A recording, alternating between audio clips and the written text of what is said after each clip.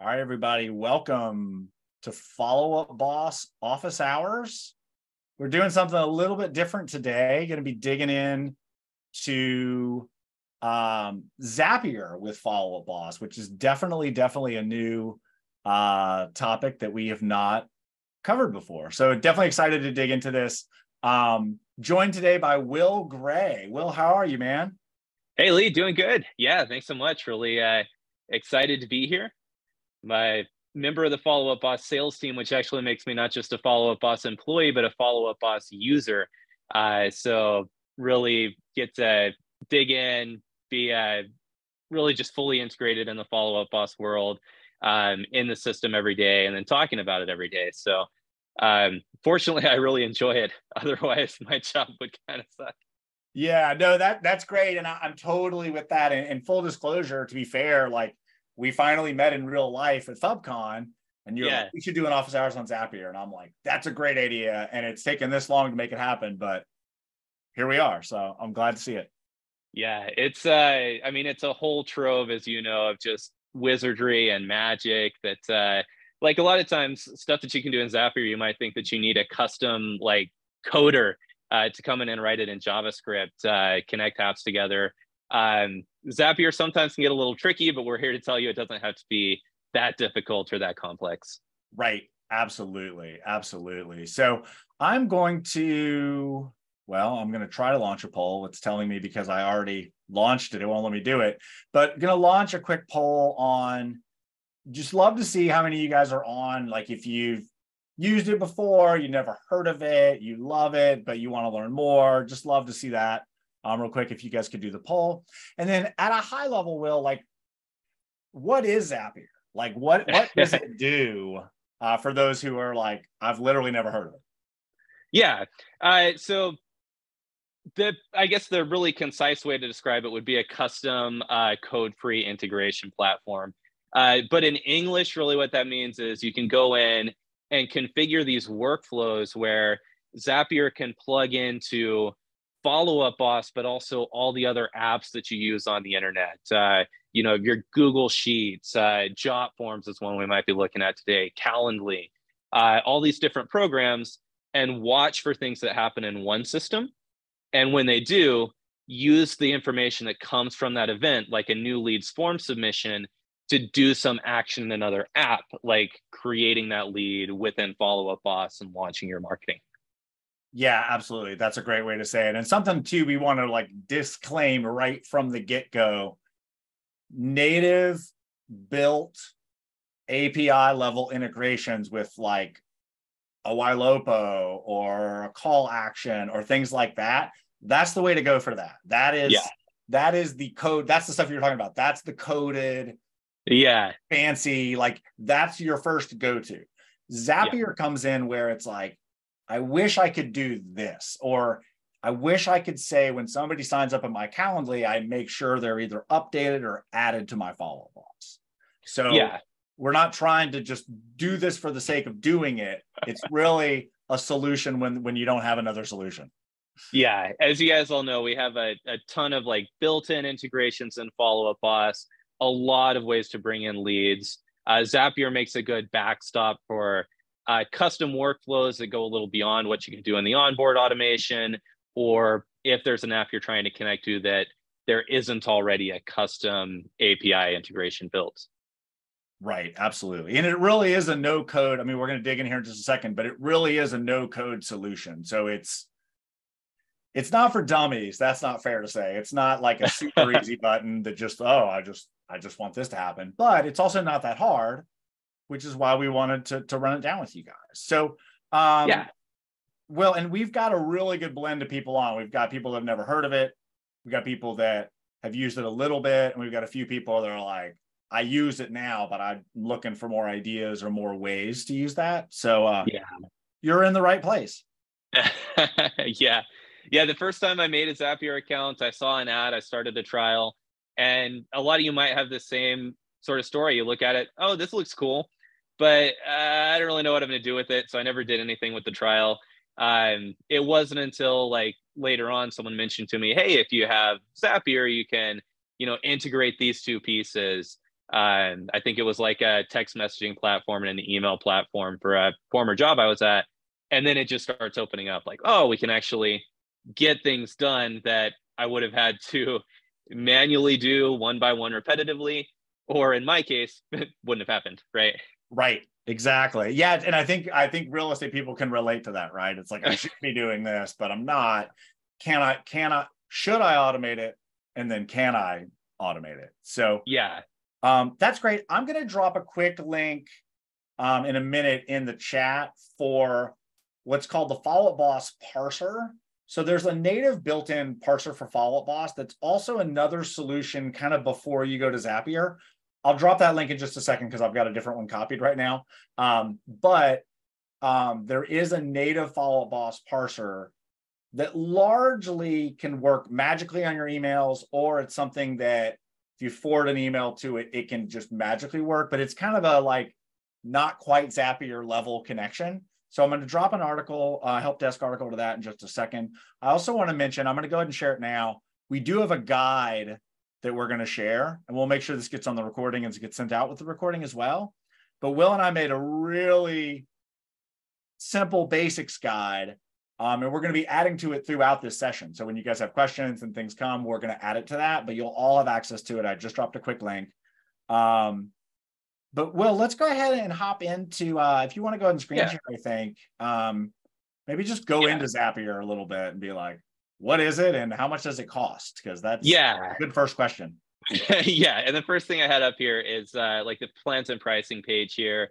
So they do have a free plan, and that works really well for really simple uses. The automations that we talked about, basically this can watch one thing happens, Zapier will then do one thing with that data. So if you need to do any conditional logic, oh, if they said this, do that, otherwise do that, this isn't the plan for you.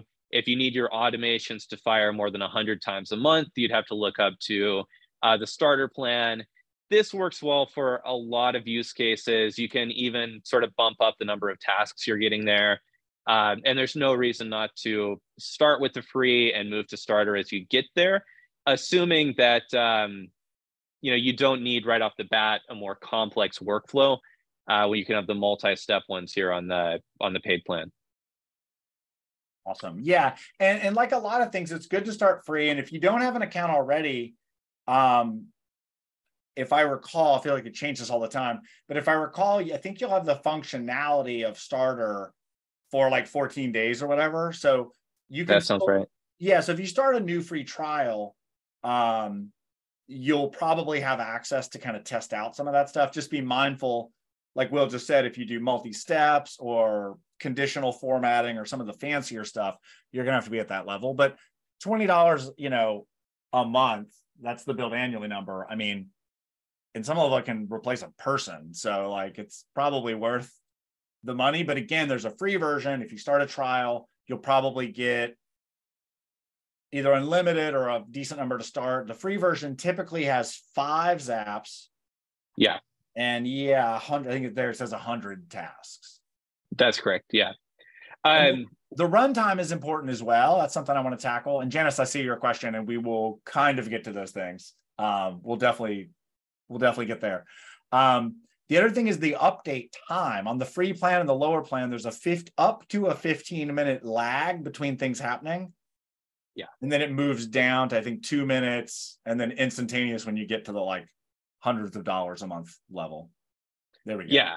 Yeah. Basically, how often are they checking for updates on the things that don't get automatically like pushed out to them? One question also that comes up from time to time, if you're running a team, you don't necessarily need the team plan on Zapier. Most people just can set up one Zapier account, tie it into their Follow Up Boss Super account. You'd really only need a team if you need your team members in Zapier sort of building their own distinct automations. Right. Yeah. Most people share a login. A team is where you would have, I think, up to 3 on the lower level of separate users, but that's not something a lot of people really need until you get to a much higher level. So yeah. Most of our customers, even at the team level, are really well served by one of these plans. Awesome. Yes, agreed. So cool. So let's go ahead Yeah. and hop into a Zap. Will, I kind of went out of order on our agenda. Like I wonder if we want to maybe show the Zaps first, and then we'll show how to do the API connection. Yeah, yeah. And I noticed, I think Janice had asked in the chat about Podia and lead pages. Lead pages is really similar to something that we do have an example built up for in Jotform. And this was, when we were talking before about setting this up, this was sort of a really clear go-to for a first example of a Zap. This is how you can build either in Jotform or in lead pages, WordPress, Squarespace, anywhere you're putting a form, a custom form. And as long as that app connects to Zapier here, use that data to make an event on Follow Up Boss. Per my note here, because this is a really simple workflow without a lot of steps, this actually will work on the free plan for up to 100 total runs. So the very first thing we do when we're building a Zap is we select our trigger event. I'm going to hop into the editor so we see a little more of the guts, I guess, of the builder here. So we start out by, picking what application we want to watch for a change. This is the very beginning of, if our flow here is when someone fills out my Jotform page, bring them into Follow Up Boss, Jotform is going to be that trigger. Once we select that, we'll choose within that app, what are we watching for? Here, just a simple form submission. And that instant means, like we're talking about, that's being sent to Zapier. The new signed document is one of those cases where you'd have that 15-minute or 2-minute update time, where it's just refreshing. Think of it as like Zapier sitting there at the computer for you, refreshing the page every 15 minutes or every 2 minutes, watching for a new event, right? And you'll tie in like your account. Everyone will have its own little pop-up window the first time you go it that asks for username and password, or within Follow Up Boss, your API key, which I think we'll look at. Basically, get Zapier logged into your account. Choose, in this case, the form that we're running. All pretty much configuration from this point should be pretty straightforward. Then you get to the test. If you haven't already done this, whenever possible, go in and do a test version of the event that you want to use as an automation trigger.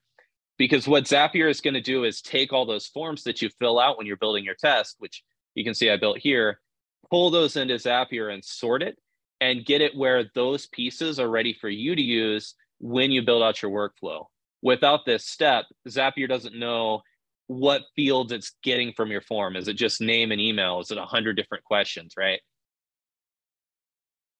Yeah, that's super important because it really helps you also see what the data is. In fact, I made a recent mistake doing this where there's an emails field in Follow Up Boss, but it's not the email address. It's called emails. Yeah. It's tied to other things. But the minute I did a test, the data I saw in emails was clearly different than the person's email. So, for example, in this case, what Will did was actually fill out a Jotform. Yes. So that when he connected it, it pulled in the data from his test here.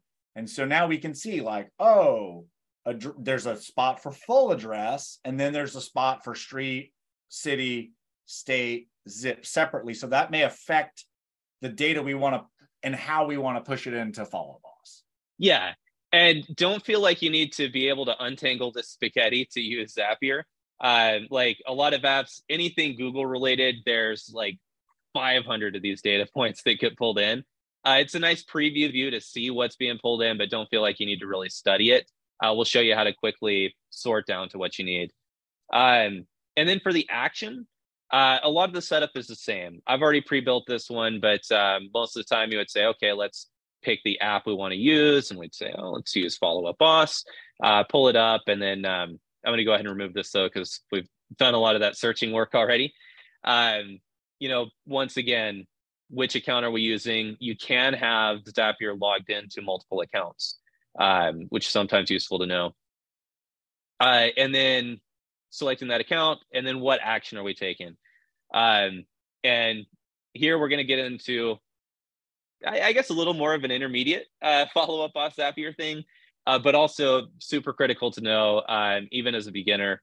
Your event type, anytime you're putting new leads into Follow-Up Boss, should be, oh, here, this is actually going to be in the event. What we want to do is create a new inquiry or website event. So I did a quick screen jump. Let me wind down a little bit. No, After picking, if you're new to this, that's my gut would be to say that's the default one to choose from all the others. Yes. That basically pushes in any data you want. It can be confusing because there's one that says without triggering action plans. Yeah. But you also have control over that in Follow-Up Boss. So I very rarely use that one because it's not going to trigger an action plan just because you do a new inquiry or website event. Yeah, exactly. And a lot of times when people are building this out for the first time, they'll say, okay, create or update contact, looks good, select it. Not only will that not have the possibility of triggering action plans, you also don't get a notification that you have the new lead. With lead capture, the last thing we want to do is have your leads just sitting in Follow-Up Boss with the agent not knowing that they're there, no marketing going out to them. Suboptimal, I think is the term. So choose that website event. That'll let us push it through lead flow like you're used to managing your leads from different integrations. Then we get to the meat of the action. Here, make sure you read the little descriptions underneath the fields as you're mapping them. When you're choosing the event type, it's particularly helpful to get that reminder. Oh, new lead capture, we'll use the registration event, right? And then this is the fun part. All these fields here, you just say, okay, we have a first name in our form data.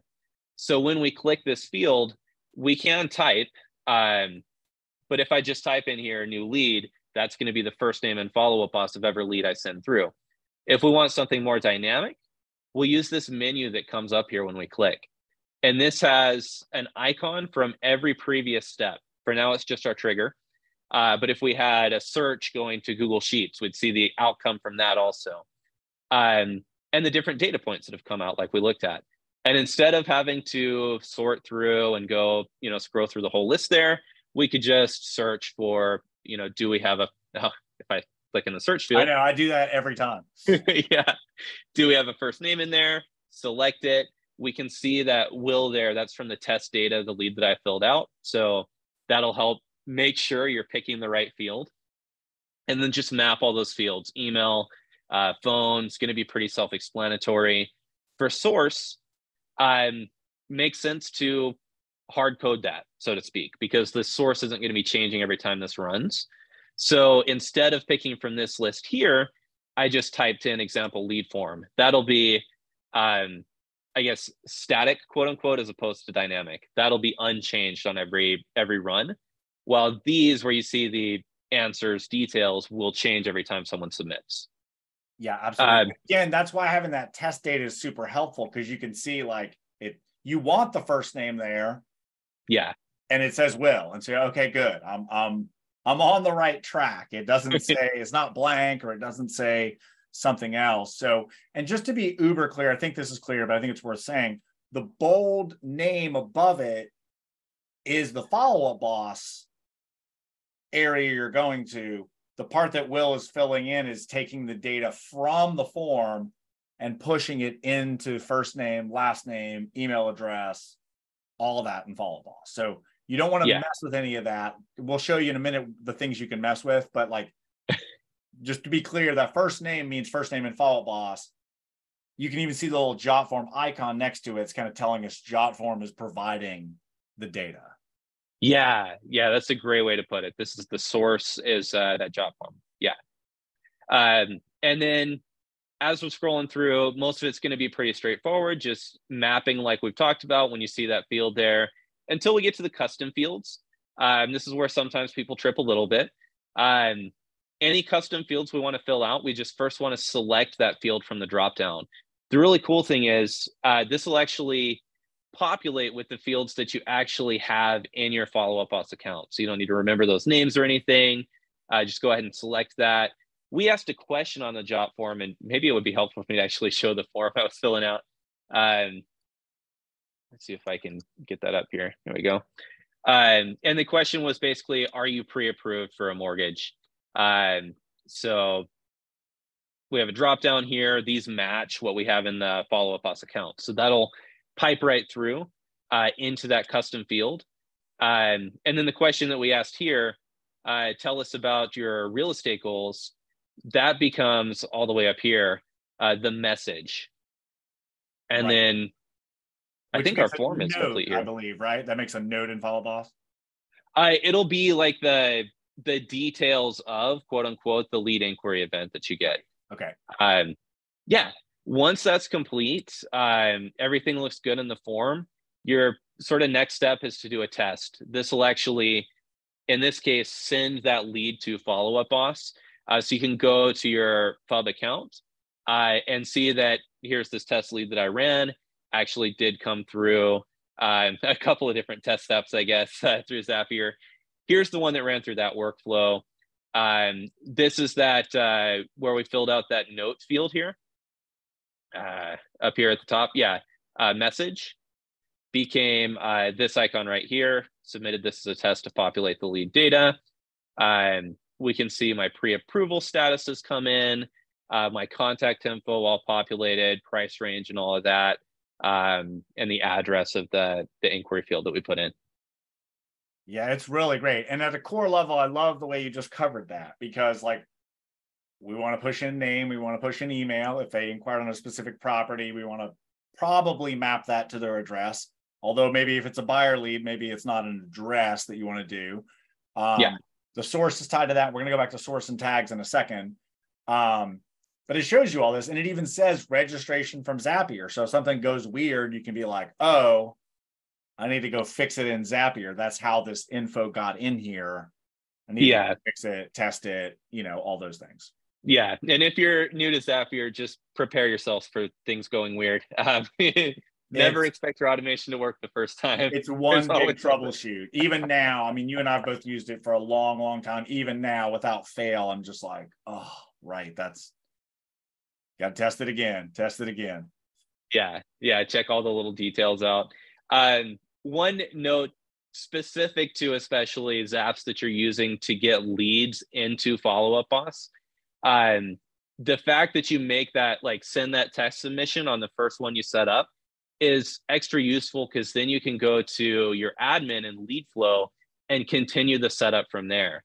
Okay, great. How do we want to handle the distribution? How do we want to handle the action plan? Do we want to assign a lender? Then when you get real people coming to your lead capture form, they're not missing a beat. They're getting that marketing right away. Yeah, I love that. And let's hop back real quick, Will, because I want to show into Zapier. I want to show how you can control the lead flow name as well as the tags in some level. So they're under source example lead form. That's going to be the name of the lead flow. Yes. So where to put that? Name this strategically, but you can, something I guess we didn't technically say that bears saying, you can also type into any of these fields. For the most part, you don't want to, because if you type something before their email, it's going to pull in to their email. So you don't want to add email equals email, because then their email and Follow Boss is going to be wrong. It's going to say email equals. However, in things like sources and tags, you might actually want to type it in and control it. So we're going to get some use cases in a minute, but like if you did this for an open house, you would want, if you did a form for an open house, you'd want your source to be open house form or something to that effect. Yeah. And that kind of was the example that we set up was meant to be like, oh, this would be an open house, quote unquote. The source could then be, instead of that really straightforward example lead form, we could just say, open house and address. But if you're doing that dynamically and you have it coming through job form, like you were saying, Lee, we can actually blend the dynamic content with like built-in content, right? Right. And so the use case for this would be, now you can fire an action plan tied to that property because it's going to be a new lead flow. That said, be mindful, you don't need 4,000 lead flows for every open house you do, but this is again where the strategy comes in. Like, doing it is great, but then ultimately figuring out what you want to do power, the system. Yeah. Yeah. One example also that sort of pre-made is in our Calendly workflow. And I have an example here. This is really similar. Someone filled out a Calendly form. The event itself is already going on to your connected calendar, but bringing in the contact to follow-up boss, we have set up really similar to what we just looked at. We're piping in the different fields, but here I put booked with, and then the name of, I put the invitee name. I should have put the host name. So I'll go in and edit that. We're talking about Zapier details getting weird. Here's a great example there. But then what you can do on that lead flow is if you have a team in your Calendly account, you can use those tags as advanced lead flow to make sure they get distributed to the person they actually booked their appointment with. Right. Yes, that's pretty important. And again, the more you use this, you can figure out, you can also do that with a filter. There's a lot of ways to do that, but I really like the simplicity of this. Yeah. Because then you can use the tag as an advanced lead flow to say, if tag equals booked with Will Gray, assigned to Will. Yeah. Right here in your advanced settings, if tags include, just like we were talking about, do I have a booked with? There we go. Oh, then assign it to, yeah. I don't think I'm a user in your account. Oh, right. Right. Yeah, that's fair. That's true. But I'll take your Calendly calls. No worries. Perfect. So yeah, so that's the core thing. And yeah, I like Will just showed with the tags as well. You can type both the static and use the data. I do that a lot, actually. I find myself doing that a lot because we want to say like lender is so-and-so, or even like, I love your example, Will, of the custom field for lender, but you might want to also push a tag that's that, but you might want to name it lender Bob or pre-approved with Bob. So again, you've got this data instead of just like, oh, well, we have 4 lenders. Which one should it go to? Yeah. And that's where, like, we were talking about, when do you use Zapier? When does it make sense to like sort of go above and beyond the built-in automations? That kind of flexibility to really say, hey, I want this piece of data to come in here in this way. This is a really good way to make sure you have that level of control. And one thing we did not mention, and I feel bad because I left this off our notes. Zapier has specific platforms they integrate with. So it's a lot of them. Yeah. But the first thing to check if you're trying to connect 2 systems is just that there is what I probably wrongly call like a Zap app. Like, it has to exist. I like that. It has to exist in Zapier. You can't just be like, hey, I have this program and I want to connect it. But again, Zapier, everything Google, every CRM ever on the planet. But just be mindful that you can't just connect. Well, you can, but it's much more advanced. You can't just connect to a platform unless they have a Zap in there. So yeah, see if that. Yeah, that's a great point. So this search icon up here will open the search bar, and you can search for the app that you want to connect with. If it doesn't pop up, Zapier is not going to be a fix for that integration. If it does, you still want to scroll down here at the very bottom, kind of a hidden gem here. They have laid out here, what can you use as a trigger here and what actions can you do? So not only is the app here, but can it do what you actually need it to do? Like, we have triggers for a new appointment, a new deal being made in Follow-Up Boss, or a stage being updated, but not, for instance, for like a new note. So other items like that, Zapier might not be like the fix. You might kind of look at the open API on Follow-Up Boss, which I think we were going to cover on this one also, right, Lee? Yes. Yeah, let's show how to connect it real quick, just because that's a pretty important element as well. As well as like all the different things that it can be doing. So if you're looking to, use this to create or update like deals in Follow-Up Boss, yeah, we've got that create deal right there. We're good to go. So every app you want to use, this is how you sort of can see what those capabilities and limitations are before you get too deep into building your workflow. Get to step 10. Oh, this app isn't in Zapier. Right. Yeah, no, that's a great call. And I just want to also be really clear. We have a link directly to this page in the guide we shared, and I also just shared in the Facebook Live. We have a link directly to this page, and this is a great place to start. You don't have to build it from zero. You can say, oh, I want to connect Facebook to Follow Boss, or oh, I want to connect my Gmail to Follow Boss. Like there's kind of, they're not pre-built per se. But when you hit connect my apps, it at least includes those two apps for you to then connect and do the mapping that Will showed before. Yeah, they'll help you get started. Like if we were gonna new lead, take a Facebook lead and put it into Follow Up Boss. Right. We can just choose the sort of set up the skeleton right here instead of bit by bit. Yeah, absolutely. So, and again, we've got a link to that. I think it's at the very bottom of the guide that we shared. So, towards the bottom. So, okay, perfect. Yeah, and let's show the API stuff really quick. Just to get it connected, because none of this will work if you don't connect it. Yeah.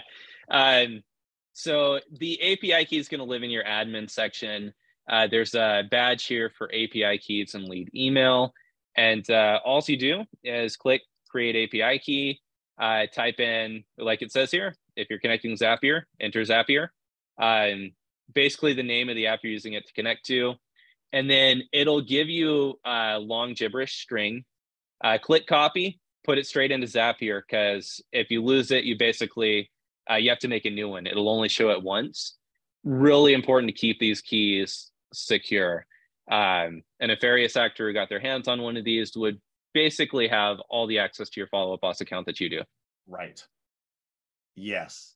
Very, very, very good. But yeah, this is how you connect it. And this is how you connect most apps. And 9 times out of 10, when you press it, it actually says, click on admin, integrations, paste in the API key. I mean, Zapier's pretty good at walking you through how to connect them. So it's not as scary as it might sound. Like if some people think like, oh, I have to generate an API key, but it's not that hard. Yeah. Yeah, to that point, actually, I think we could probably get quickly to kind of freezing up here. So, oh, there we go. Quickly was the magic word there, I think. Made it slow down. Right. So if we were to say, hey, let's start with Follow Up Boss, but connect a new account. Actually, I don't know if the pop-up would go into screen share, but let's give it a try. Oh, yeah, it may not. Yeah. Yeah.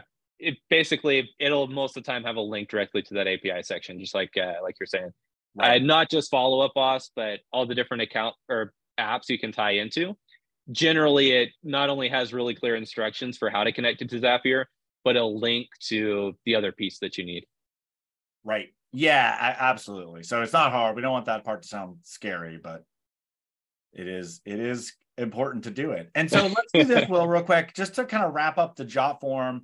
We had a couple of use case ideas that we shared also in our little guide, which is just a Google Doc. It's not like a fancy guide, but something like a buyer guide download. You know, if you were like, hey, we have a buyer guide, but we want to gate it by email using a jot form or type form, any form, Gravity Forms, lead pages, any of those, you can connect it, build your form or page to say like, what's your name? What's your email? You know, are you currently in the market? Whatever you want to say. And then you can very easily do that zap to push them into Follow Boss. And then it would be just an action plan in Follow Boss to reply with a link to that guide or whatever you're sharing. But a really powerful lead capture thing to be able to do. We mentioned open house, a buyer guide download, register for an event we're having, recruiting, fill out this form to be contacted about whatever. Like there's anything you would use a form for. All this is really doing is just bringing the form data into Follow Up Boss instead of you getting an email that says Bob wants a copy of your guide, and then you have to like add their email and email it to them. You can automate all of this in Zapier and Follow Boss. Yeah. And also something that we haven't gotten into a lot as far as specifics, but you can also start your Zaps from Follow Up Boss. We've looked at a lot of zapping data into Follow Up Boss. But you can set up some really powerful two-way stuff, or even set up like a monitor sort of sheet like this, where we want to track, hey, across our leads that we're getting from various sources, how long is it taking to change their stage from lead the first time, book our first appointment, close our first deal.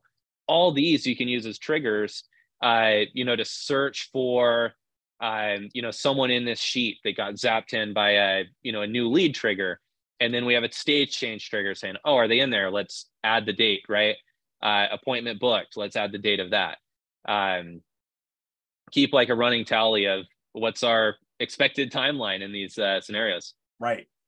Yeah, absolutely. No, and I love that as an idea to use it. You can even do, we may or may not get into this. I'm guessing at this point we may not, but you can even zap follow boss to follow boss, whether it's one account or two different accounts.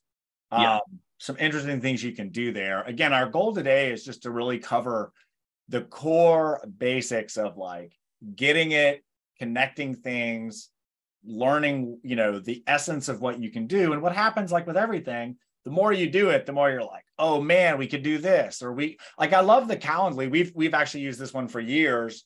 And I really love it. Like, it's funny, actually, Will, when you did this test today, I got an email that was like, new lead from Will Calendly event. And I'm like, oh, right. Because Will's in my follow boss, as he grabbed a Calendly call with me a while back. So, but that's a great use case as well, because the cool thing with Calendly, and again, using that new website event type, it's either going to add them to follow boss if they're not in it, and assuming their email matches or other identifying data matches, or it will update them, and then it actually shows them an appointment. It doesn't create an appointment in follow boss, but it'll show as an appointment in the record even. So like, oh, we'll book for 2:00 tomorrow. You can just see it right there. Yeah. The appointment itself is going to the what am I trying to say? The connected calendar. Right. But like you said, the Calendly here, this is a great way to get directly into the timeline. What are the questions and answers, right? Yep.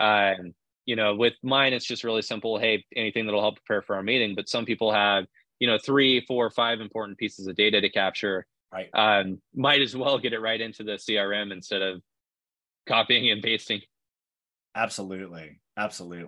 So yeah, I really love both those examples. And obviously I think the use cases are fairly obvious with Calendly, but again, you can make different appointment types for, I don't know that I'd do it for a showing necessarily, but if you used Calendly for a listing appointment and you were like, hey, click here for when I'm available to come to your house, you would want to do a separate Zap for that, because that's a pretty important event. That's not just a Zoom call. Like, that's I got to take a shower and be at somebody's house. So like, right. That might be a different event. But again, you've got all that control here, including the assignment. You might want to assign it to a certain person on the team. Like maybe you have a listing specialist and you can send out a link to their Calendly for a client to grab, but you would want that to be in Follow Boss. Again, you don't just want it to be on their calendar. You want it to be tied to that lead inside of Follow Boss. So same thing, a recruiting appointment, grab 15 minutes to learn. I have a client that does this with property management. They're like, oh, interested in being a property management client, like click my property management Calendly. And then they come in here as a potential property management client, and it all works beautifully. Yeah. And for different Calendly events, instead of setting an action plan that's going to, send them a text, send them emails right away, because Calendly handles that. They're probably not your like new cold lead if they're booking through Calendly. You could have an action plan that's tasks for things you need to do in preparation for that meeting. If it is a listing appointment, maybe you need to pull the CMA, drive the neighborhood, prepare your pre-listing packet, right? Absolutely. Yeah, those are all great examples. So let's talk really, I don't want to say quickly, but let's look a little bit at that Google Contacts one you did, because I think that'll be relevant for a lot of people too. I get people all the time, they're like, this guy, and I use this personally as well. It's like somebody emails me, hey, I want to learn more about what you do. I want to be able to put them in Follow Boss without having to type all of the information. Yeah. And this is a great example of something that can work both ways. Yeah. This is from Follow Up Boss out to Google Contacts. And then just like you were saying, we could flip it around, set up contacts as the trigger and push into follow-up boss. But as an example of triggering from out of follow-up boss, with this one, we're looking for a tag getting added. You could set it up based on a new customer. If you want all your new follow-up boss leads to go directly into your personal contacts, no problem. A few things I'm doing differently in this one than the past examples, just to show some of the tricks that I like to use. You can rename the steps that Zapier adds here.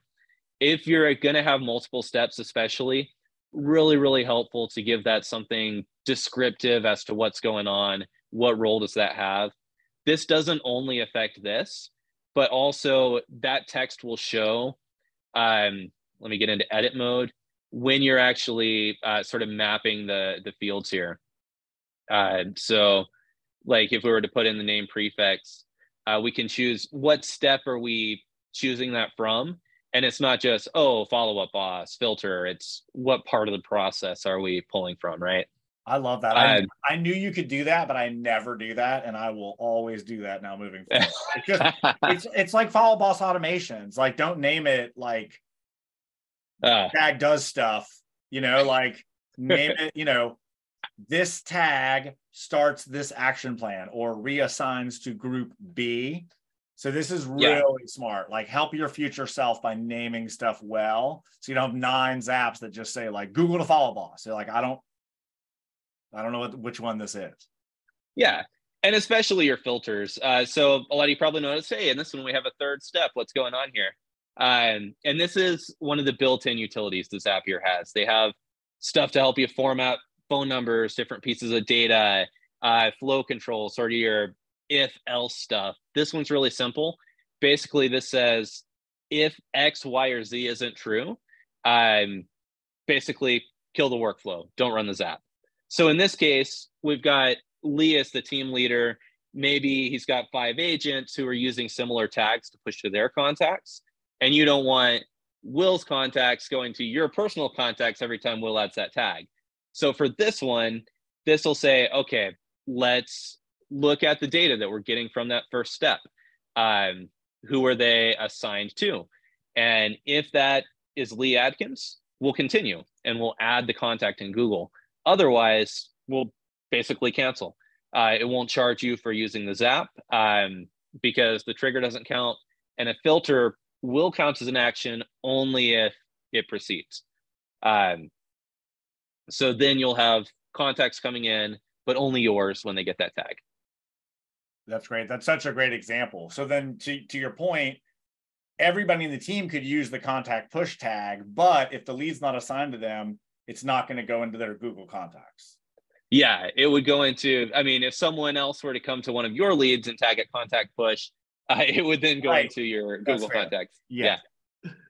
No, that's such a great example. And then, like I said, my example was kind of the reverse of this, which is, if you have a contact in Google contacts, typically what I would recommend is something like a label. Like, again, I also want to say at a high level, I don't advise, and I would assume Will would be the same, I don't advise you pushing all your Google contacts to Follow Boss, nor pushing all your Follow Boss contacts to Google. You're just going to have a bunch of leads in your contacts. Like, that's the whole point of having Follow Boss, is that you don't have a bunch of garbage in your contacts. They're organized in Follow Boss. But, to your point, if it's a tag or a label in Google Contacts, it can push it over. And so you have a little more control over, like, oh, I want to add this guy to Follow Boss because he's a real lead, but I don't need to add, like, the dude that came to my house to service my HVAC. He doesn't need to be in Follow Boss, So it just gives you a little more control over what you're doing. Yeah, exactly. And that, like you said, the Google Contacts to FUB probably does make the most real world sense of, even someone I've known's been in my phone for 10 years. Now they want to talk about buying a house. Let's get them into Follow Up Boss and follow up correctly, right? Yeah, exactly. I really dig that. That makes good sense. So, well, I'm looking at our advanced examples. I'm trying to figure out if we want to go to some of the more advanced ones, or if we want to try to maybe, I don't personally know Podio, but we could maybe, why don't we do this? Why don't we build a new Zap with Podio, although we don't have an account to connect, but just to kind of give, just to show, like, A, building one from zero, and B, try to kind of, and Janice, I can tell you lead pages is literally exactly like what we did with Jotform. It's Yeah. literally the same thing. It is identical. You just connect lead pages instead of Jotform. Yeah. Yeah. So we may have some difficulty without having a Podia account getting going, but basically we'd start with that create Zap. In The this first case, thing we'll I do always like to do. Follow first. I think it'll be easier. Okay. Yeah. First thing I like to do is name the Zap, just so even as I'm working on it, if I have to take a break or anything, I can find it, know what it's doing. Yeah. If you get in here and you're trying a bunch of different things, tinkering with stuff, it can get really complicated really fast. So this is embarrassing. What does Podia do? So it's actually, I actually pulled it up. So it's more of a like a project management system, I believe. Okay. So maybe like when we have a new deal, maybe there's some stuff we'd want to manage on the Podia platform. Right. Make a new checklist in Podio whenever a deal is created. That'll Perfect. be a simple example. Yeah. So we choose our follow-up boss account, and then first thing it's gonna do, look for a deal. Any deal recently added. Looks like we found a fake deal. That's fine. That works perfect for a test. So we can see all that populate in here. Looks good. We'll hit continue. And now we're ready to set up. What do we want Zapier to do when that happens, right? You know what? That's my error. If it's Podia, that's something different. I was thinking it was Podio, which is a project management. I've never heard of Podia. Let's see. I know it was in the Q&A, right? Well, they're both there. I mean, she clearly typed Podia a few times, so let's go with Podia. Yeah. So let's see. Oh, perfect. Subscribe a customer. So this might work well then with the with the new tag being added in more practical cases, like add them to my Podia newsletter, or even when a new contact hits follow up us. But maybe we want to subscribe them to like an active clients list or something along those lines. At this point, I'm a little blocked as far as how far I can go with Podia because I don't have something to sign into here. But we'd expect to see a really similar interface to what we've seen in past examples where all those different fields that Podia can accept in a new subscription will come in here. Basically, you can think of it as Podia's intake form. And it's like, okay, how would you like Zapier to fill out this form for you, right? I'm gonna get a little bit fancy without getting too complicated. And I don't think this example makes sense, but I think it'll be clear to people. Let's just pretend that you have a form on your website, or you have a Jot form on your website. You have a Jot form squeeze page that's like, sign up for a free trial of my course, or sign up to get my course for $5 off or whatever. They fill out the form. The trigger would be fill out the form. One of the actions would be add them to Follow Boss, because you want to keep track of all your clients in Follow Boss, again, assuming a number of things. Right. Then you could also add them to your course or a certain membership level or whatever in Podia. So it would be like taking a lead, whether it's an open house or a B2B customer, getting them into Follow Boss as a customer, as well as adding them. We do this with Thinkific. We use Thinkific for our courses. And so somebody fills out a form, they get added to our Follow Boss as a client, and they get added to Thinkific. Yeah. Membership level. Yeah, exactly. And unless you're on sort of the free plan, you're not confined in any case to one and done. Like, we've got our form, they hit Follow Up Boss. If we want to do other things with the same event, we don't have to make different Zaps. We can say, once we've done that, let's go ahead and, like you said, add them to, did you say Thinkific? Yeah. Add them to different courses. I'm trying to think of something that I have logged into. Let's do Google Sheets. We'll say, let's go ahead and make that row in Google Sheets. Right. You want to track your, when did so-and-so sign up, which obviously you can technically do in Follow Boss, but maybe you want to create a sheet of all your people that, what date did they, fill out the form and join? Exactly. And because we're doing it in the same Zap, where we were initially just trying to get the lead into Follow Up Boss, this event actually is spitting out additional data. Like, okay, we made the lead. Now here's their lead ID in Follow Up Boss, right? So if we're connecting it up to Google Sheets, and I just made my like example, is this the right example? Leads tracker?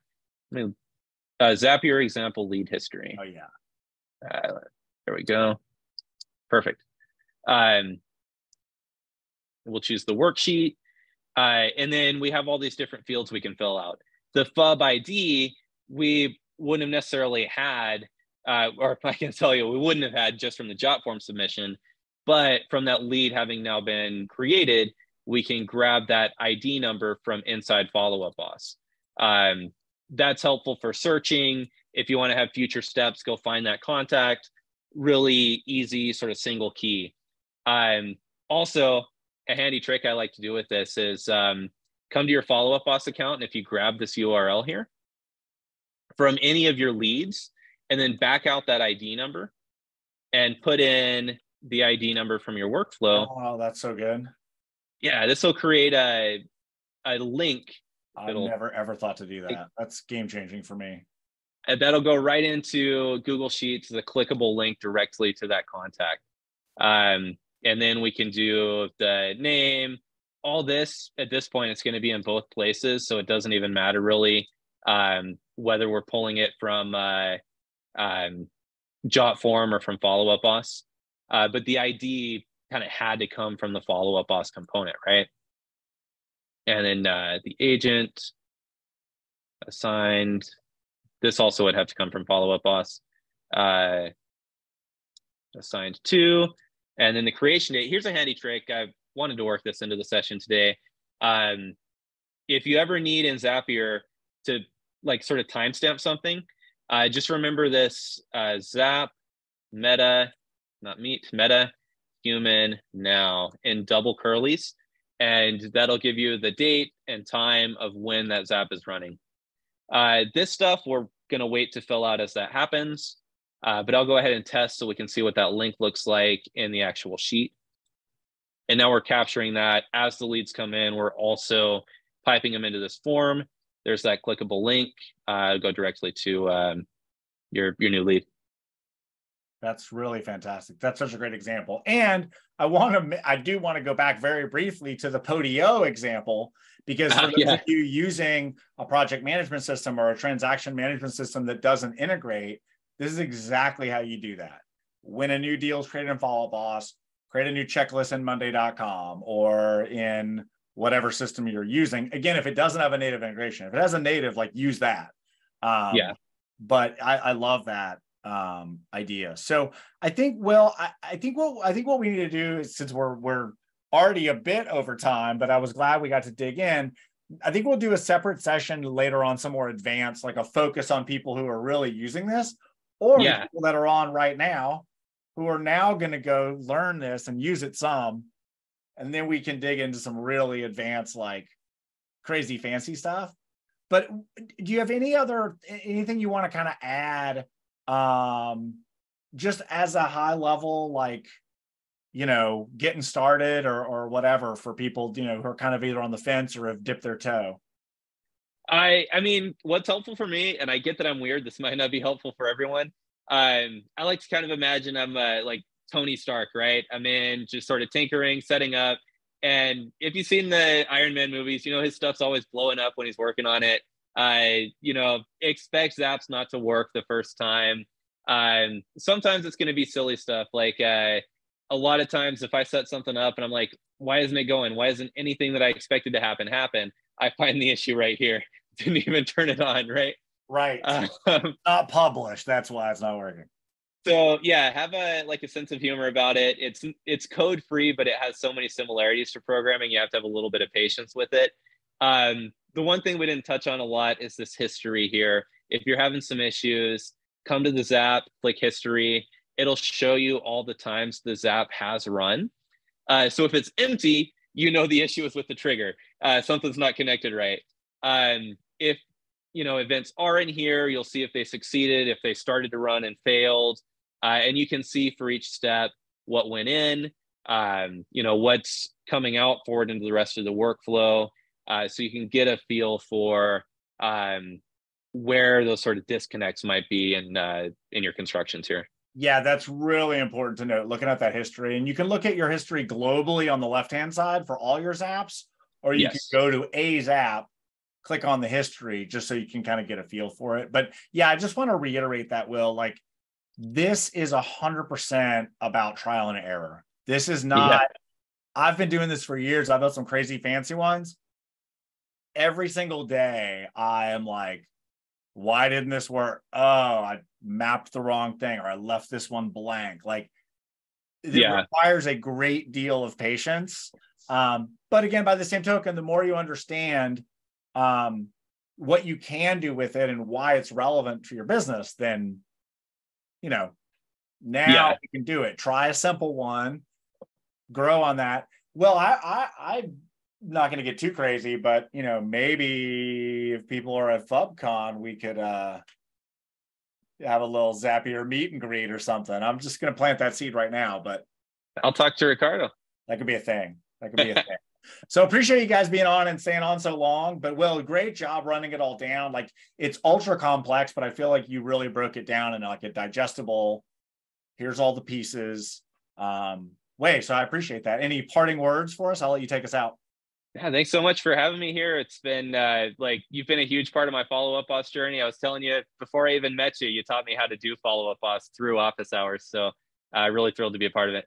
That's awesome. Well, appreciate you. Now, you know, now the seat has been switched now. Now you're teaching people about follow-ups and Zapier. So it's awesome. It's an honor. Thanks so much for having me. You guys take care. We'll see you soon.